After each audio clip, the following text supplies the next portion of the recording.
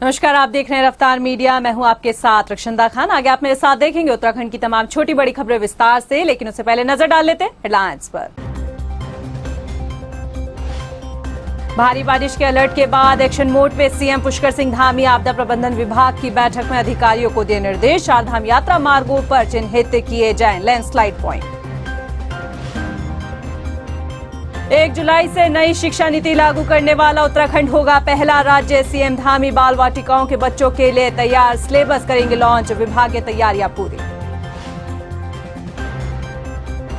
अग्निपथ योजना के विरोध में शहीद स्मारक से राजभवन तक हरदा ने निकाली पदयात्रा। सरकार के खिलाफ हल्ला बोल। भाजपा का पलटवार, सैनिकों से नहीं विपक्ष को सरोकार। प्रदेश में अगले 3 दिन भारी बारिश का अलर्ट। देहरादून समेत कई जिलों में भारी बारिश। नदी नालों से लोगों को दूर रहने की चेतावनी।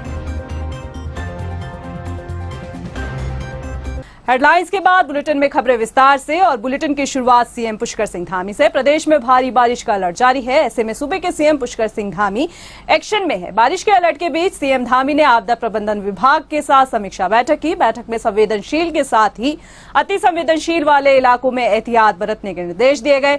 इसके साथ ही उन्होंने अधिकारियों को तैयारियां मुकम्मल रखने के लिए भी कहा है। बता दें कि इस बैठक में आपदा विभाग के अलावा मुख्य सचिव, डीजीपी के साथ ही आपदा प्रबंधन से जुड़ी तमाम एजेंसियों के अफसर मौजूद रहे। एक वर्ष हमारे प्रदेश के अंदर आपदा से काफ़ी नुकसान होता है, और आपदा में कहीं भूस्खलन है, कहीं हमारे यहाँ पर अतिवृष्टि है, कहीं पर सड़कों का बहाव है।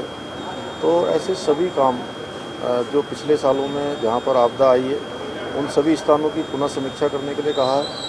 सड़क मार्ग पर जेसीबी इत्यादि तैनात करने के लिए कहा है। जहाँ पर तटबंध इत्यादि जो नुकसान करते हैं, उनको तटबंधों को ठीक प्रकार से जो है उनको व्यवस्थित करने के लिए कहा है। उत्तराखंड की 2.0 धामी सरकार के कार्यकाल को 100 दिन पूरे होने जा रहे हैं। अपने 100 दिन के कार्यकाल का जिक्र करते हुए मुख्यमंत्री पुष्कर सिंह धामी ने कहा कि प्रदेश की भाजपा सरकार ने अपने इन 100 दिनों में कई महत्वपूर्ण कार्य करने के साथ ही कई ऐतिहासिक फैसले भी लिए हैं। मुख्यमंत्री ने कहा कि 2025 का दशक उत्तराखंड का होगा।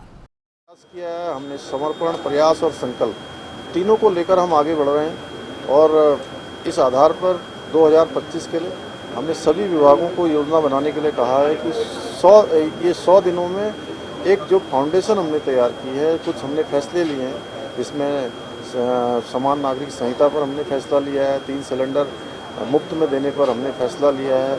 इसके साथ ही वृद्धावस्था पेंशन है, विकलांग पेंशन है, और हमारी विधवा पेंशन है। तीनों पेंशनों को हमने बढ़ाया है। धामी सरकार के कार्यकाल के 100 दिन पूरे होने पर संगठन भी तैयारी कर रहा है। सीएम के 100 दिन के कार्यकाल पर भाजपा संगठन कई कार्यक्रम कर रहा है। जल्द ही अब संगठन जनता के बीच जाकर 100 दिन का लेखा जोखा देखा। बता दें कि भाजपा मंडल स्तर पर कार्यक्रम करने की तैयारी भी की गई है। इस कार्यक्रम में बीजेपी नेता भी शामिल होंगे। देखिए, कल धामी सरकार के 100 दिन पूरे हो रहे हैं, और 100 दिन पूरे होने के उपलक्ष्य में तमाम जो हमारे मंडल हैं, मंडल की यूनिट्स हैं उत्तराखंड बीजेपी की, उन मंडलों की यूनिट्स में बड़े बड़े कार्यक्रमों को आयोजित किया गया है, जिसमें जिले के पदाधिकारी हों, हमारे प्रदेश के पदाधिकारी वक्ता के रूप में वहाँ पे रहेंगे।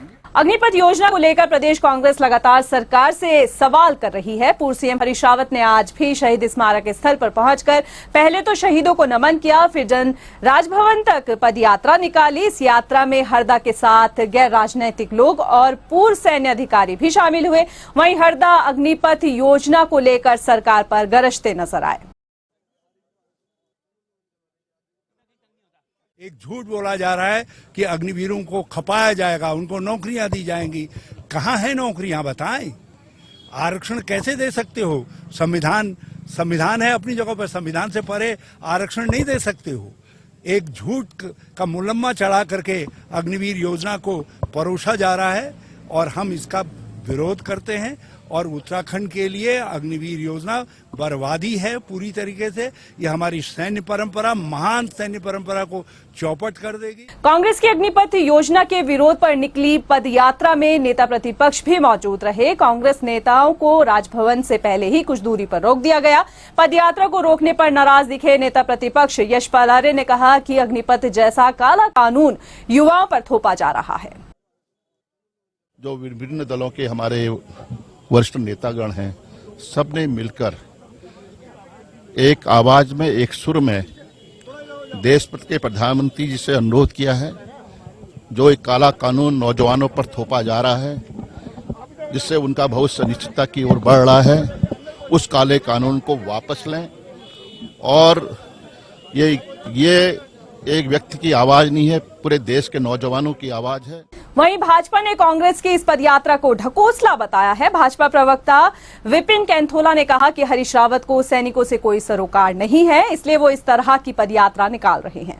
हरीश रावत जी केवल राजनीति करते हैं, राजनीतिक स्टंट करते हैं। हरीश रावत जी किसी भी प्रकार से मीडिया में छाए रहने के लिए कुछ न कुछ करते रहते हैं। हरीश रावत जी की ये ढकोसला यात्रा है। उनको न सैनिकों से मतलब है, संवैधानिक संस्थाओं से मतलब है, और न सैन्य भूमि से।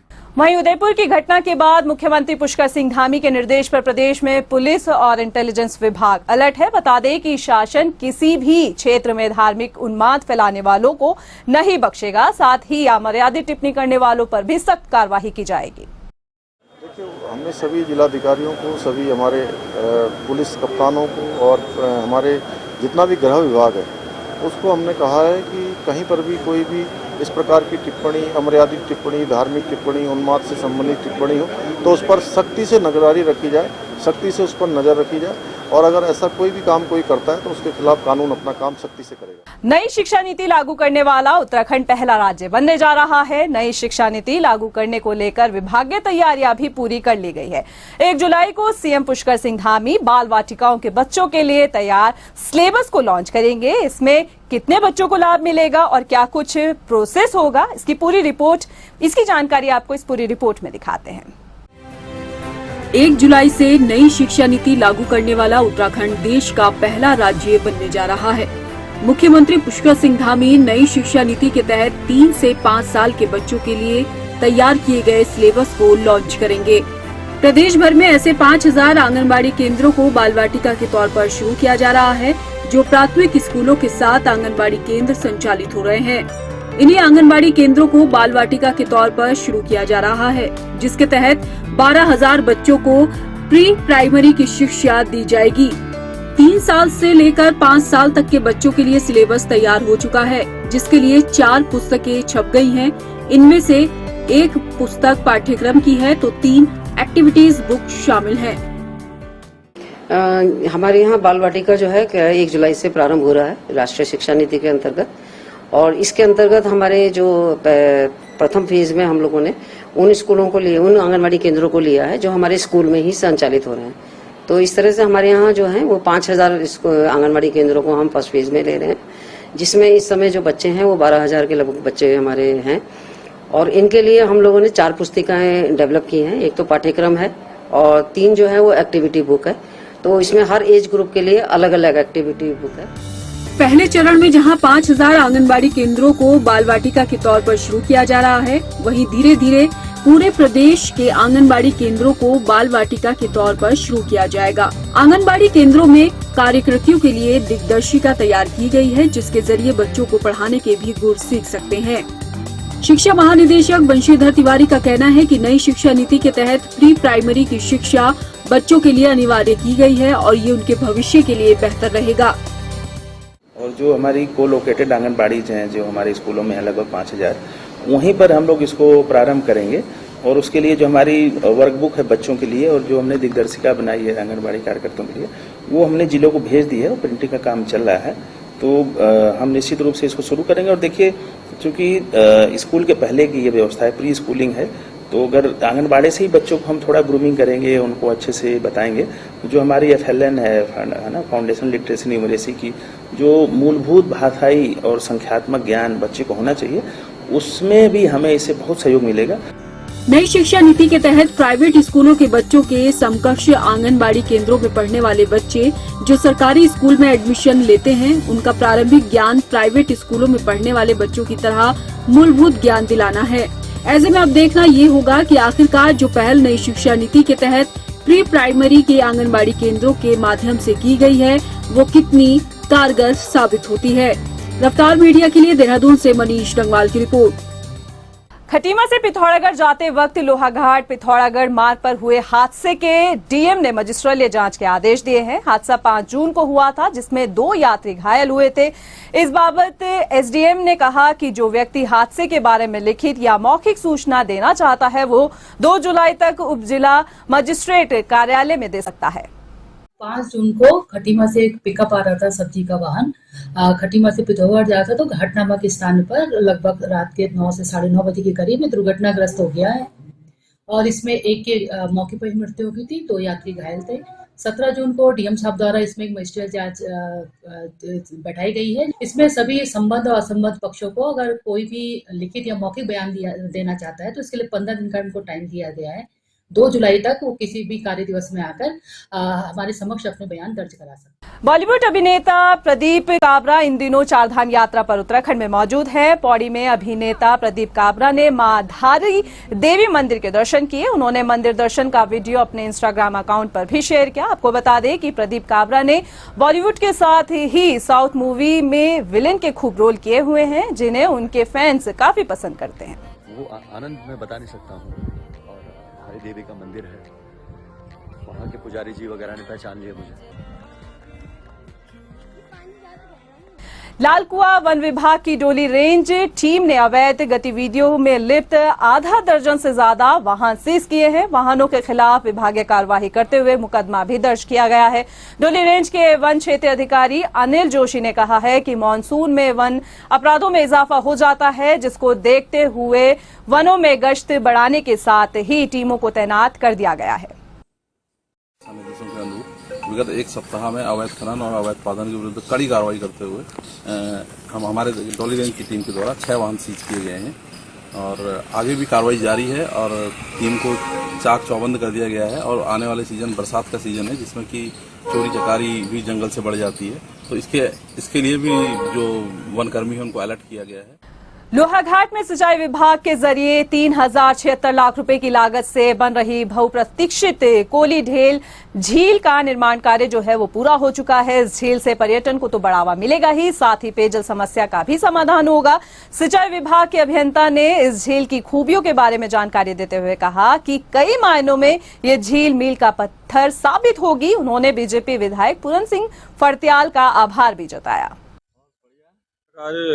पूर्ण हो चुका है, जिसकी लंबाई 1.5 किलोमीटर है और इसकी एवरेज ऊंचाई, इसकी डैम की जो ऊंचाई है वो 21 मीटर है और चौड़ाई डैम की 125 मीटर है।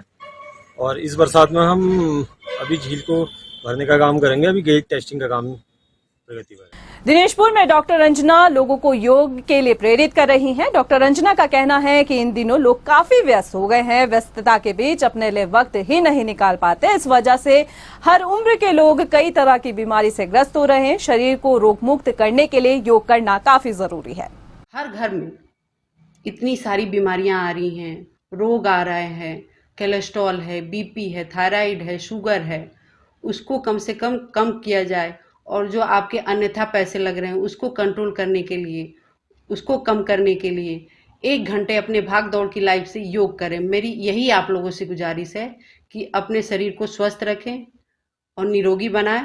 तो निरोगी बनाने के लिए आपको योग करना ही पड़ेगा। मसूरी में मानसून की पहली बारिश ने पीडब्ल्यूडी विभाग की पोल खोल कर रख दी है। लगातार हो रही बरसात के कारण व्यवस्था पूरी तरह से चरमरा गई है। पर्यटन नगरी में बारिश से पहाड़ी से भारी मात्रा में आए मलबे में एक कार पूरी तरह से दब गई। इस कारण काफी देर वक्त मार्ग जो है वो बाधित रहा। हालांकि विभाग को सूचना देने के बाद जेसीबी लगाकर मलबे को साफ किया गया, जिसके बाद मार्ग को खोला गया।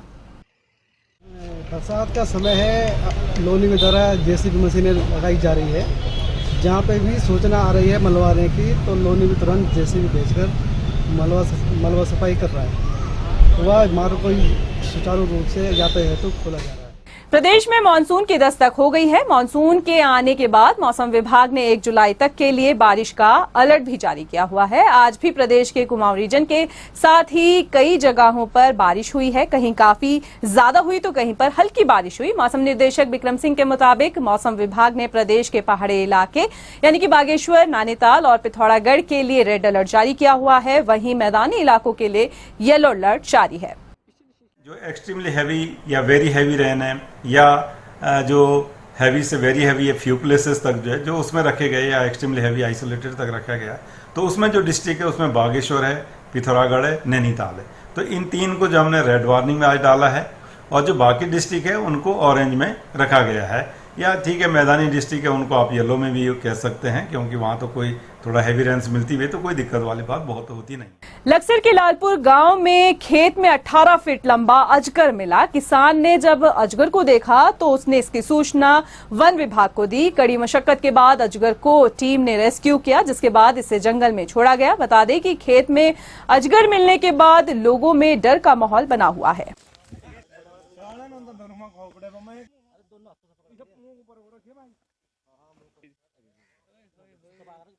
फिलहाल के लिए इस बुलेटिन में इतना ही। मुझे दे इजाजत, लेकिन चलते चलते नजर डाल लेते हैं हेडलाइंस पर। नमस्कार।